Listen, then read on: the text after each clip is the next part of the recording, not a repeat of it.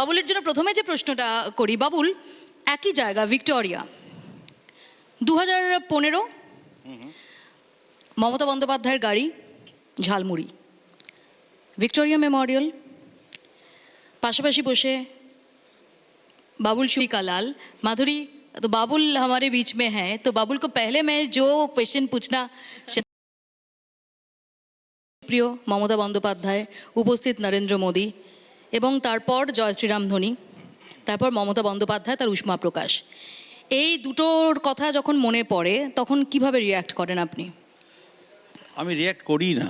প্রথমত আজকের এই কনক্লেভে আমাকে আমন্ত্রণ জানানোর জন্য আমি জিকে অনেক ধন্যবাদ জানাবো, जी 24 घंटा के। आज इस प्रोग्राम में निमंत्रण करने के लिए मैं जी 24 घंटा को बहुत बहुत धन्यवाद देता हूँ। ये आपको हिंदी में ट्रांसलेशन पहली बार कर दिया, हमेशा नहीं करूँगा। तो आप राइट से मुझे हिंदी में सवाल कर सकते हैं और बांग्ला लेफ्ट से बांग्ला में आ सकती है। आपको बांग्ला आती है? मैं हिंदी में सवाल पूछ सकती हूँ और बांग्ला में मैं समझ सकती हूँ। बस तो ठीक है, काम हो जाएगा। देखिए, एक बात बहुत हमको समझना चाहिए कि बोथ ममता दीदी और मैं कॉन्स्टिट्यूशनल पोजीशन में बैठा हुआ हूँ। तो আমরা যেটাই করতে চাই না কেন, whatever we have to do or what we do, how we carry ourself, that has to be, that is not only our dignity but also the dignity of the constitution. संविधान का dignity भी है और उसी के हिसाब से होना चाहिए। हमें हमेशा सुबह निकलने से पहले मिरर में देखना चाहिए कि हम जो निकल रहे हैं, अभी तक मैं डैडी था, अभी तक मैं हस्बैंड था, अभी तक मैं बेटा था। जब मैं बाहर जा रहा हूँ, येस मैं सड़क पे फुटबॉल क्रिकेट भी खेलता हूँ, चाय भी पीता हूँ, that is human quality. But otherwise I will have to behave in the manner I have taken a oath to behave. খুব সিম্পল কথা বলি, মমতা ব্যানার্জি, আমি তো পলিটিক্স করে পলিটিক্সে আসিনি, কোনো তো পলিটিক্সে ছিলাম না। তবে আমি লেফটের যে 34 ইয়ার্সের যে রুলটা, সেটা তো আমি পুরোটা দেখিনি। লাস্ট যে 10 বছর দেখেছি, তাতে আমার পলিটিক্স ব্যাপারটার প্রতি একটা চূড়ান্ত, বাংলায় যেটাকে বলে একটা, ওই শব্দটা ইউজ করতে চাইছি না, I was absolutely disgusted with the word call politics. কোনোদিন কলেজে পলিটিক্স করিনি, ওটা থেকে দূরে থাকতাম। এবং উত্তরপাড়া হিনমটর যেখানে আমি থাকতাম, সেখানে প্রত্যেক সপ্তাহে খুন হতো, মানে পুকুরের জলে সকালে 10 জন 12 জনকে পাওয়া যেত। এগুলো আমরা নিজের চোখে দেখেছি। পলিটিক্স ব্যাপারটার প্রতি একটা বিতৃষ্ণা ছিল। কিন্তু তারপরে যখন মমতা ব্যানার্জি লেফটের সঙ্গে, যেটা একটু আগে আমাদের মাননীয় গৃহমন্ত্রী অমিত শাহজিও বললেন, যে উনি বড় নেত্রী, প্রচুর লড়াই করেছেন, সেটাকে আমরা শ্রদ্ধা করি। এবং সেই জন্যই যখন 2015 সালে স্বচ্ছ ভারত মিশনের লঞ্চ হয়েছিল, তখন প্রধানমন্ত্রীজি ছিলেন এবং ওনার গাড়ি ছিল বলে সমস্ত গাড়িগুলোকে নজরুল মঞ্চের চত্বর থেকে বার করে দেওয়া হয়েছিল। আমি আর জয়ন্ত সিনহা, তখন ফাইন্যান্স মিনিস্টার, আমার সাথে আমরা দুজনে দাঁড়িয়েছিলাম। দিদির গাড়িটা এলো, অবভিয়াসলি চিফ মিনিস্টার ওনার গাড়ি সেকেন্ডে এলো। উনি বললেন যে বাবুল, তুমি তো গভর্নর হাউসে যাবে না ডিনার করতে? আমি বললাম যে হ্যাঁ। তো বলে, আরে আমার গাড়িতে বসো, তোমার গাড়ি আসতে দেরি হবে, অনেক জ্যাম আছে। তো আমি কলকাতার একটা সাধারণ, কী বলবো, একটা সাধারণ ছেলে, তখন নয় বম্বেতে থাকি, ঠিক আছে, মানে, কিন্তু মুখ্যমন্ত্রী বলছেন আমাকে গাড়িতে বসছে। What am I suppose to do? I should sit like a good boy. That is what the federal structure demands. ওটাই আমাদের সংবিধান বলছে, ওটাই করা উচিত আমার, আমি ওটাই করেছি। রাজনীতি নিয়ে আমি ভাবিনি। আর আমার 4টে ইস্যু ছিল ওনার সঙ্গে ডিসকাশন করার জন্য। ইএসআই হসপিটাল, দত্তাবাদের ইস্ট ওয়েস্ট মেট্রো, একজন পিএসকে যাতে এখান থেকে রিলিজ করা হয়। ওই 4টের মধ্যে 3টে কাজই আমি করে ফেলেছি। আমি সেই অ্যাপয়েন্টমেন্টটা নবান্নে পাইনি, আমি গাড়িতেই করেছি। যাওয়ার পথে উনি বললেন, বাবুল বম্বে যাও, দিল্লি যাও, যেটাই যাও, এই ভিক্টোরিয়া মেমোরিয়াল হচ্ছে সবচেয়ে সুন্দর জায়গা। আমি দিদিকে কী করে বলি যে ওর আগে আমি ওখানে অনেক ঘুরেছি, অনেক ফুচকা খেয়েছি, আমি ডিটেলে যাচ্ছি না। কিন্তু উনি বললেন এখানে ঝালমুড়ি খাবো, এখানে ঝালমুড়ি খাবো, সবার সাথে বসে উনি ঝালমুড়ি খেন, আমি কেন খাবো না? নাম্বার 1। নাম্বার 2 হচ্ছে, এখানে আমার পাশে উনি বসেছিলেন, উনি দেখো ভাই, একটা টিভিতে ছোট অ্যাড দেখায়, একটা বাচ্চা ছেলে বলে যে every Sunday I go to the golf club with my father, I find out that my father has a lot of opponents but no enemies. So সৌগতদা এখানে বসেছিলেন, he can be my enemy, he can be my opponent, but why an enemy? আমার মনে হয় যে Victoria মেমোরিয়ালে তার আগে আমাকে মমতা দিদি জিজ্ঞেস করছিলেন যে এটা কি ইনস্ট্রুমেন্ট বাজছে, আমি বললাম জাইলোফোন। এটা কি, ওটা কি, এটা আমার একটা চাই, আমি কোথায় পাওয়া যায়? তা আমি মজা করে বললাম ওনাকে যে এটা অমুক জায়গায় পাওয়া যেতে পারে, এখানে পাওয়া যেতে পারে, ফোটাডোজে পায়। তো আমি বলছিলাম, কিন্তু আমার মনে হয় স্টেজের ওপরে উনি যেটা করলেন, আমি খুব, দেখো, একজন মানে ইন্ডিপেন্ডেন্টলি বলছি যে আমি যদি দর্শক আসনেও থাকতাম, আমার মনে হয় যে আমাকে যদি কেউ এখানে সালাম আলাইকুম বলে বা in the name of the father and the sun and the Holi spirit amen বলে, বা কেউ যদি আমাকে কোনোভাবে সম্ভাষণ করে, আমি তো তার ধর্মটাকে সম্মান করে তাকে তো সেটাই সালাম আলাইকুম বললে আমিও সালাম আলাইকুম বলবো, আলাইকুম সালাম বলবো, তাই না? কেউ যদি বলে ইনশাআল্লাহ आपका बहुत अच्छा होगा तो मैं बोला सुभान अल्लाह बहुत अच्छी बात की है আপনি, এটাই তো ফেডারেল স্ট্রাকচার। তো জয় শ্রীরাম বললে উনিই তো এই স্ট্যান্ডার্ডটা ক্রিয়েট করেছেন যে জয় শ্রীরাম বললে আমি রেগে যাব। আমাকে ছোটবেলায় লোকে, এখনো আমি মানে ওভারওয়েটই আছি, কিন্তু हमको लोग मोटे बोलते थे मैं गुस्सा हो जाता था, तो वो स्टैंडर्ड मैंने क्रिएट किया कि आप मुझे जय श्री राम बोलोगे तो मैं गुस्सा हो जाऊंगा। क्यों किया? क्यों भाई?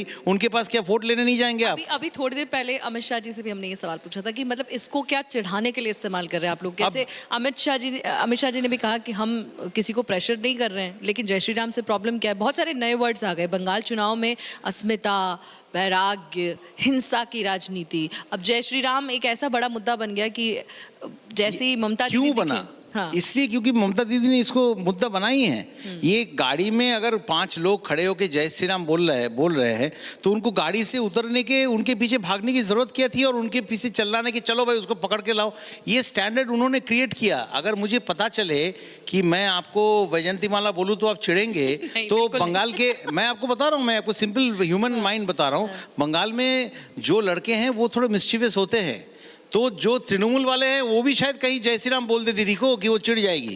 मैं आपको बता रहा हूँ, जो मोटे हैं उनको मोटे बोलेंगे तो वो चिढ़ेंगे, जो गाना नहीं तो गा आप लोगों सकता के लिए तो आसान हो गया फिर। नहीं, काहे का आसान? ऐसा बोलते हैं नहीं, लोग नहीं, नहीं, कि हम ऐसा नहीं सोचते। जो कई बार ऐसा कहा जाता है कि जब बीजेपी किसी जगह पर चुनाव लड़ती है तो बहुत ज़्यादा Hindu Musalman, I am directly asking to you, Hindu Musalman की राजनीति उस चुनाव में इस तरह के जो शब्द हैं वो बीजेपी लेकर आती है। बिल्कुल नहीं। अब क्या हुआ कि जो विक्टोरिया पर हुआ पराक्रम दिवस के दिन, उससे तो आसान हो गया कि अब जय श्री राम बोलेंगे, देखिए ममता दीदी तो चिढ़ रही हैं, उसके बाद वो माँ दुर्गा का पाठ भी करती हैं कि देखिए मुझे तो इतना सब भी आता है। नहीं, लेकिन ये दुर्गा और राम के बीच में लड़ाई ममता दीदी क्यों लगा रहे हैं भाई? हमारे हिंदू धर्म में वो लगा रही है कि वो लगा बिल्कुल रही है ममता दीदी लड़ा रहे हैं। उन्होंने कह दिया कि मैं जय श्री राम से चिढ़ता हूँ और माँ दुर्गा से मैं भक्ति करता हूँ। हमने कब बोला?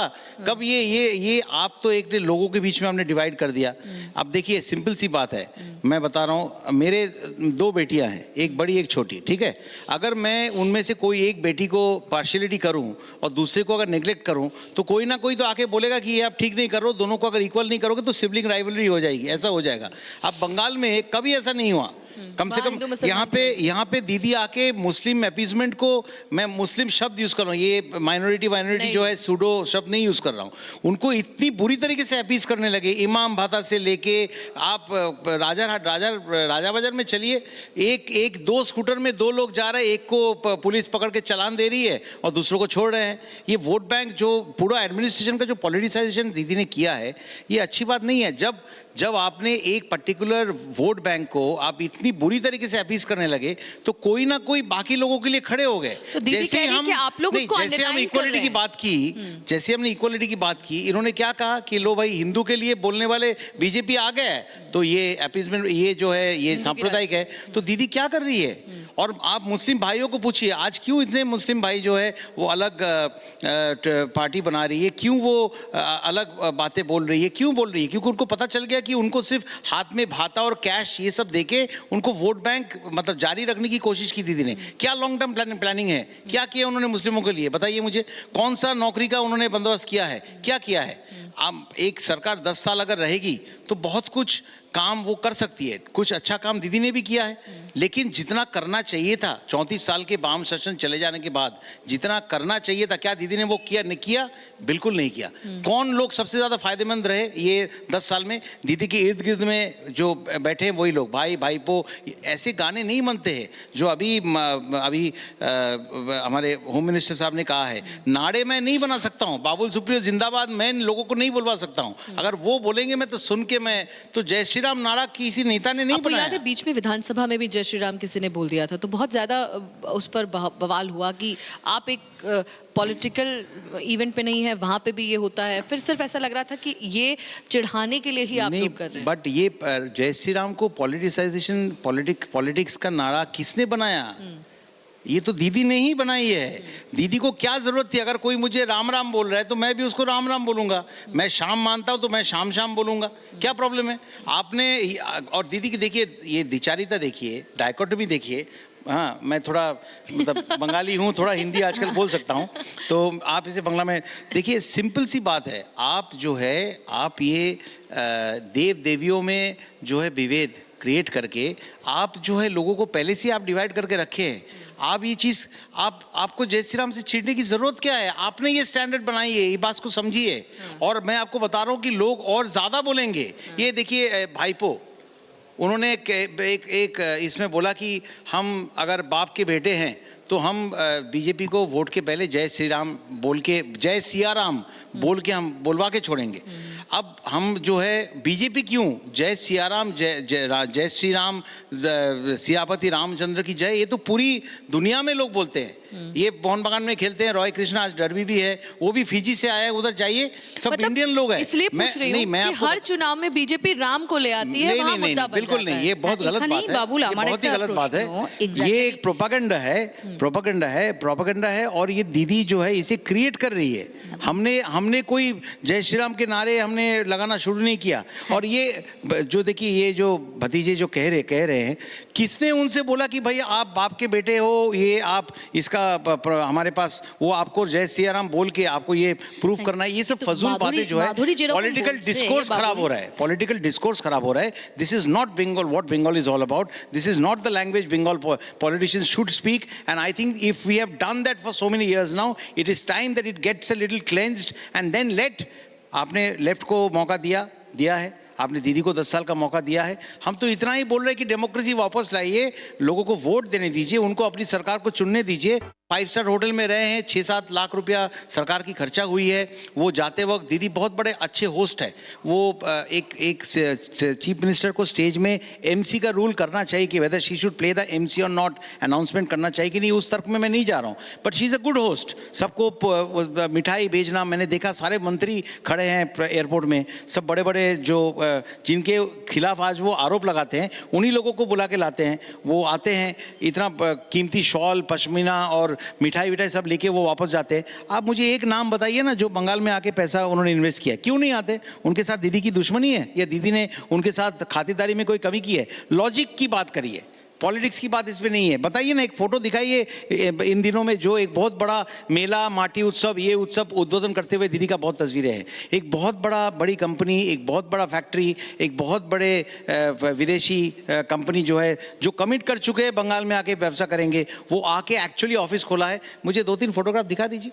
लेट्स टॉक लॉजिक ना, अभी हर जगह में पॉलिटिक्स से लोग बोर भी हो चुके हैं। आप बताइए, फोटो दिखाइए। मैं तो दीदी को बोलता हूँ आप दिखाइए, नहीं दिखा सकेंगे। स्वास्थ्य साथी, उसको लेके बहुत नॉइस क्रिएट हो रहा है। मेरा सिंपल सी बात है, फेडरल स्ट्रक्चर में जो है एक ट्रेन की 3 पटरी है, एक upper berth, middle berth, lower berth है। अपर बर्थ अगर आप सेंट्रल गवर्नमेंट समझेंगे तो बीच वाला जो है वो स्टेट गवर्नमेंट, नीचे का जो है urban local body, last mile delivery जो है पंचायत, वो है। ट्रेन तो एक ही दिशा में जाती है ना, सब लोग मिलके अगर नीचे वाले बर्थ में बैठ के बात नहीं करेंगे, आपस में मारामारी करेंगे तो क्या होने वाला है? पब्लिक का कुछ नहीं होने वाला है। स्वास्थ्य साथी चलने दीजिए। ये अलग बात है कि कंट्रोवर्सी हुआ है कि प्राइवेट हॉस्पिटल्स को ज़बरदस्ती उनको कहा जा रहा है कि आप एक्सेप्ट करिए, जबकि 300-350 करोड़ के बिल हो चुके हैं और जो ब्यूरोक्रेट्स है वो खुद कह रहे हैं कि हम इसको बहुत दिन तक चला नहीं पाएंगे। तो हो सकता है जाने से पहले दीदी जो 1,19,000 का डेट, 1,90,000 का कुछ डेट उन्होंने इनहेरिट किया था लेफ्ट से, वो आज 5 लाख करोड़ के करीब पहुंच गया है। तो हो सकता है दीदी उसको और ख़राब करके जाने की फिराक में है कि कहीं ये सब करके हो जाए। लेकिन स्वास्थ्य साथी चले, आयुष्मान भारत को क्यों रोक देंगे? क्यों रोकने के बताइए? कि बीजेपी को फायदा मिल जाएगी, उनको क्रेडिट मिल जाएगा? दोनों चलने दीजिए ना। हम कहाँ बोल रहे हैं कि 700 साथी को रोक देंगे? हम तो कुछ नहीं कर रहे। 700 साथी आप 2 रुपया का चावल दे रहे, दीजिए ना। लेकिन सेंटर 32 रुपया का चावल में 29 रुपीज़ 65 पैसे का सब्सिडी देती है, तो आप वो चावल को चोरी करवा रहे हैं अपने नेताओं से, ये क्या बात है? और फिर वही चावल को आप बोलते हैं कि 2 रुपया में हम लोगों तक पहुंचा रहे हैं। झूठ क्यों बोल रहे हैं? अमृत प्रकल्प की देखिए, एक मैंने उस दिन भी बोला था, एक ग्लास में पानी है ना, थोड़ा सा सेंट्रल गवर्नमेंट देंगे, थोड़ा सा स्टेट गवर्नमेंट देंगे, तभी जाके लोगों का काम होगा। क्योंकि लोग यही, उनको सिर्फ सरकार चाहिए। कौन सेंटर में बैठे हैं, कौन इधर बैठे, सब लोग पॉलिटिक्स नहीं करते हैं। लेकिन दीदी सेंटर का पानी जो है वो लेने के बाद उसे ख़त्म भी कर देती है और उस ग्लास में अपना डालना तो छोड़िए, भूल जाती है। उसमें भी ग्लास में भी छेद कर देती है, तो लोगों तक जो है सेवा वो पहुंचती नहीं है। ये सच्चाई है, ये कोई डॉक्यूमेंट्री नहीं है। मैं आपको सैकड़ों फाइल्स दिखा दूंगा जहाँ पे कोई भी चीज़, गंगा में ग्रॉसरी पोल्यूटिंग इंडस्ट्रीज, आपको मैं लिस्ट दिखा दूंगा कि कैसे वो इंडस्ट्रीज चल रहे हैं। कोई भी पैसा लेने के बाद भी कोई भी अकाउंटेबिलिटी नहीं है। सेंटर को जो नेशनल क्राइम ब्यूरो का डेटा जो है बेचती नहीं है, और आप सैकड़ों चिट्ठी उनको दीजिए। ये जो अम्फान जो आया बुलबुल, आपको लगता है कि इतने सारे छत उड़ के चले गए होते, इतने छत उड़ गए होते अगर प्रधानमंत्री आवास योजना के पैसे अगर लोगों को मिला होता तो वो छत जो है वो कंक्रीट के होते, तो आप कह रहे हैं इतने उड़ गए केंद्र की कोई भी योजना को वो यहाँ स्टेट में सही से लागू नहीं करने देती। आप किसानों की भी बात करेंगे थोड़ी देर में, लेकिन और भी कई सारी चीजें हैं जिसमें जैसे मैंने कहा कि कई सारे ऐसे नए शब्द आ गए, हिंसा की राजनीति, हिंदुत्व की राजनीति, ये सब बीजेपी पे आरोप लगते रहे। अब लोगों ने कहा कि देखिए आप यहाँ आए तो आपने ये भी यही शुरू कर दिया, बंगाल में भी यही शुरू कर दिया। देखिए, आरोप लगाने वाले को आरोप लगाने दीजिए। हर आदमी इसमें यहाँ पे फ्री है, वो जिस तरीके के आरोप लगाना चाहते हैं वो आरोप लगाने दीजिए। लोग जो है उसे सच्चाई जो है वो 10 साल में दिख गई है। सबसे बड़ा परिवर्तन अगर कुछ हुआ है वो दीदी में हुई है। दीदी के लोग पोस्टर लगाते थे, इतने बड़े बड़े कटआउट्स लगाते थे, नीचे लिखा रहता था सौतोतार प्रतीक, यानी कि ऑनेस्टी का सिंबल। आज वो खुद ही वो चीज़ नहीं लिख रहे हैं। दीदी खुद कटवाने की बात करते हैं कि वापस कर दो। दीदी खुद सिंडिकेट की बात करती है कि उसे वापस कर दो। तृणमूल के नेता लोगों को घेर लेते हैं। देखिए, ये छोटी बातें हैं। आप लार्जर पिक्चर देखिए, लैंड एक्विजिशन, कैसे लोग आएंगे? आप लैंड एक्विजिशन का रूल बदलने के लिए आप तय नहीं है। आप इंटरप्रेन्योर्स को बोल रहे हैं कि आपको 100 एकड़ जगह चाहिए तो आप जाके इंडिविजुअल बायर से लीजिए, खरीदिए। कैसे करेंगे? How is that possible? आप लैंड बैंक की बात कर रहे हैं, कहाँ है लैंड बैंक? और ये ग्लोबल समिट में जो लोग आते हैं, अगर इतना अच्छा परिवेश है तो क्यों नहीं आ रहे? वो इसलिए नहीं आ रहे। देखिए, फिर से लॉजिक मैं आपको बता रहा हूँ, नारदा में ये साबित हो चुका है कि पहली बात तो टीएमसी को किसी नेता को मिलने के लिए आपको पैसे देने पड़ेंगे। उसके बाद मालूम नहीं वो मिलने के बाद आपसे कितने पैसे लेंगे, जो बचा उसी से आप बिजनेस शुरू करेंगे। तो 100 करोड़ आप लेके आएंगे तो पहले तो 50-60 करोड़ उसी में मीटिंग करने में खर्चा हो जाएगा, तो आप बिजनेस करेंगे कैसे? तो क्या दुश्मनी है बंगाल के साथ? इतना एक रिच राज्य है, क्या दुश्मनी है इंटरप्रेन्योर्स का इस राज्य में जो यहाँ पे नहीं आना चाहते?